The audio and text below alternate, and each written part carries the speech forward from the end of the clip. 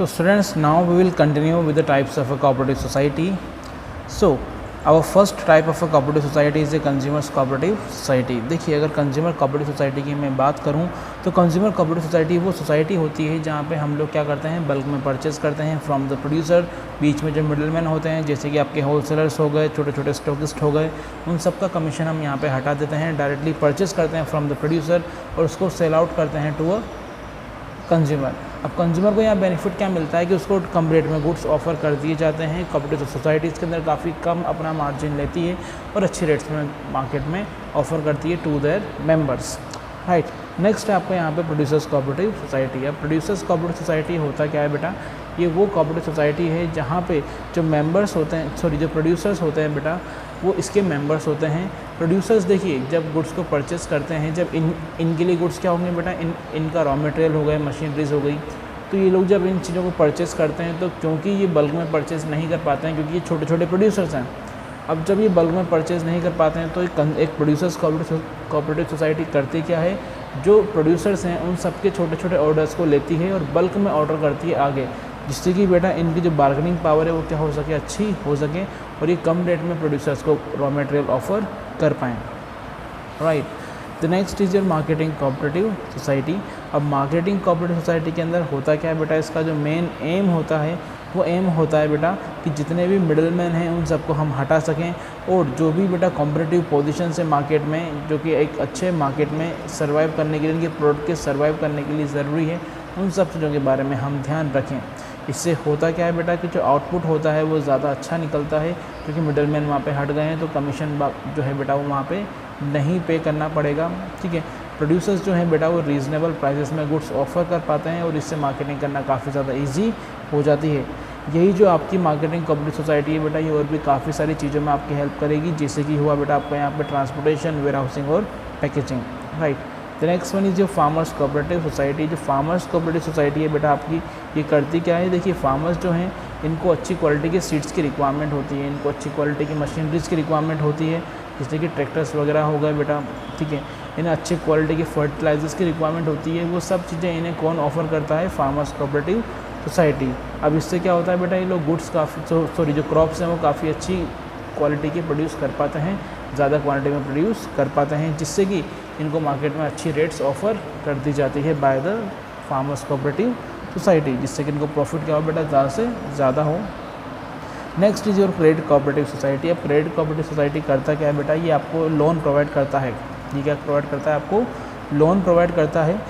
ये जो बैंक होता है उस तरह के फंक्शंस होते हैं बेटा, लेकिन अगर आप इन बैंक से लोन लेते हैं, आप इनके मेंबर्स हैं और आप इन बैंक से लोन लेते हैं तो आपको इंटरेस्ट रेट कम पे करना पड़ेगा। अगर आपने वहाँ पैसे जमा कर रखे हैं तो जो नॉर्मल सेविंग अकाउंट में आपको इंटरेस्ट मिलता है उसकी कंपेरेटिव आपको यहाँ पे इंटरेस्ट ज़्यादा मिलता है। The next one is your cooperative housing society. अब कोऑपरेटिव हाउसिंग सोसाइटी के अंदर क्या होता है बेटा, यहाँ पे आपको अफोर्डेबल होम्स मिलते हैं at a very low prices, ठीक है। ये करते क्या है बेटा, अपने सोसाइटी मेंबर्स को काफ़ी कम रेट में अच्छी लोकेशन पे हाउस जो है वो प्रोवाइड कर देते हैं at a very nominal prices, right. This is for the cooperative society. Now our next topic is the joint stock company. देखिए जॉइंट स्टॉक कंपनी जो है ये क्या होता है, इसके अंदर जो लोग हैं वो एक साथ आते हैं, इनका सबका मेन इंटेंशन क्या होता है कि प्रॉफिट जो है वो सब आप आपस में बांट लेंगे, लॉस जो है अगर होता है इन केस तो वो सब आपस में शेयर कर लेंगे, ठीक है। यहाँ पे काफ़ी सारे मेंबर्स होते हैं। देखिए it's a kind of a partnership, लेकिन पार्टनरशिप में जो है वो नंबर्स क्या होते हैं, लिमिटेड होते हैं। लेकिन जॉइंट स्टॉक कंपनी यहाँ पे नंबर्स लिमिटेड नहीं होते हैं, यहाँ कितने भी मेंबर्स हो सकते हैं according to a size of a company. देखिए आप लोगों ने सुना होगा नाम पब्लिक लिमिटेड कंपनी या गवर्नमेंट कंपनी या फिर प्राइवेट लिमिटेड कंपनी, ठीक है। तो पब्लिक और गवर्नमेंट दोनों तो एक ही है बेटा। इसके अलावा जो थर्ड फॉर्म है आपका वो क्या है, सेकंड फॉर्म है वो क्या है आपका, प्राइवेट लिमिटेड कंपनी, ठीक है। तो प्राइवेट और पब्लिक के दो तरह की बेटा यहाँ पे कंपनीज़ होती हैं, ठीक है। अब इसके फीचर्स पढ़ते हैं बेटा यहाँ पे। तो फर्स्ट है बेटा आपका यहाँ पे that is the artificial person. देखिए जो कंपनीज़ होती हैं बेटा वो बिल्कुल एक आर्टिफिशियल पर्सन की तरह ट्रीट की जाती है, ठीक है। ये खाना नहीं खाती, ये चलती नहीं है, लेकिन ये किसी भी तरह के अगर लीगल एक्शन लेने हों तो ये बिल्कुल एक अलग पर्सन की तरह काउंट करी जाएगी। आप कंपनी के नाम से कुछ भी परचेज़ कर सकते हैं, कंपनी के नाम से किसी भी तरह की एक्टिविटीज़ को परफॉर्म कर सकते हैं। ये प्रॉपर्टी खरीद सकती है, ये लीगल एक्शंस ले सकती है, लीगली कैश को बोरो कर सकती है, हर वो काम कर सकती है जो कि एक नॉर्मल पर्सन करता है, सिवाय खाने के, सोने के, चलने के और सांस लेने के। ठीक है, सो उसको ट्रीट किया जाता है लाइक एन आर्टिफिशियल पर्सन। तो next one is your separate legal entity. अब सेपरेट लीगल एंटिटी क्यों है बेटा यहाँ पे? क्योंकि इसको बिल्कुल ही एक सेपरेट लीगल एंटिटी की तरह ट्रीट किया जाता है। अगर किसी भी तरह का कोई केस फाइल होता है तो कंपनी के लिए अलग केस फाइल होगा, उसके मेंबर्स के लिए अलग केस फाइल होगा। ठीक है, the next one is your formation. Formation क्या है बेटा? कंपनी को सेटअप करना इतना ज़्यादा कोई ईजी प्रोसेस नहीं है, it's a very complicated process. आपको मेंबर्स की सहमति चाहिए कि बेटा काफ़ी सारे मेंबर्स हैं, उनके डॉक्यूमेंटेशन कंप्लीट करना, कंपनीज़ के जो नॉर्मल लॉज हैं उन सबको फुलफ़िल करना, जो रिक्वायरमेंट है उन सबको फुलफ़िल करना, और जो आपकी कंपनीज़ इंडियन कंपनीज़ एक्ट 1956 उसकी रिक्वायरमेंट को फुलफ़िल करना काफ़ी ज़्यादा टफ होता है। तो इसीलिए कंपनी सेटअप करना ज़्यादा इजी नहीं होता है like the sole proprietor and a partnership firm, वो ज़्यादा ईजी होता है as compare to the joint stock company. The next one is your perpetual succession.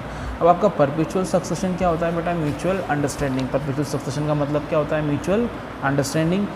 जो कंपनी होती है बेटा ये सेटअप होती है अंडर द लॉ। कंपनी जो है ये सेटअप होती है अंडर द लॉ। तो अगर कभी मैं कंपनी को बंद करना चाहूँ या ख़त्म करना चाहूँ तो ये ख़त्म भी कैसे होगी? बाय अ प्रॉपर प्रोसीजर जो कि लॉ ने दिया गया है, उसको फॉलो करने के बाद ही मैं किसी भी कंपनी को ख़त्म कर सकता हूँ।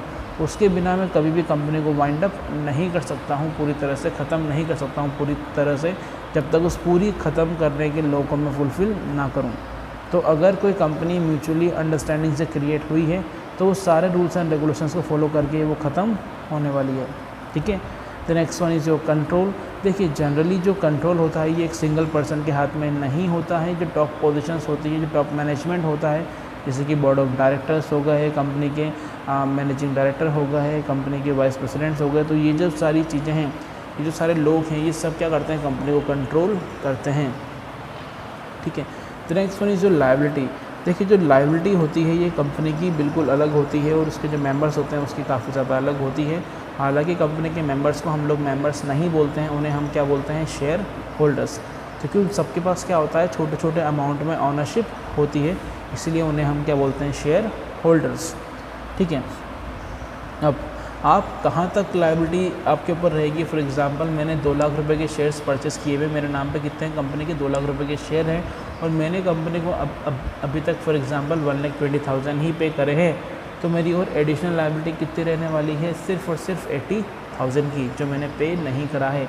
उसके अलावा किसी भी तरह की लायबिलिटी मेरे ऊपर नहीं आने वाली है। कंपनी की लायबिलिटी कंपनी खुद बियर करेगी, उसके शेयर होल्डर्स की नहीं रहती है।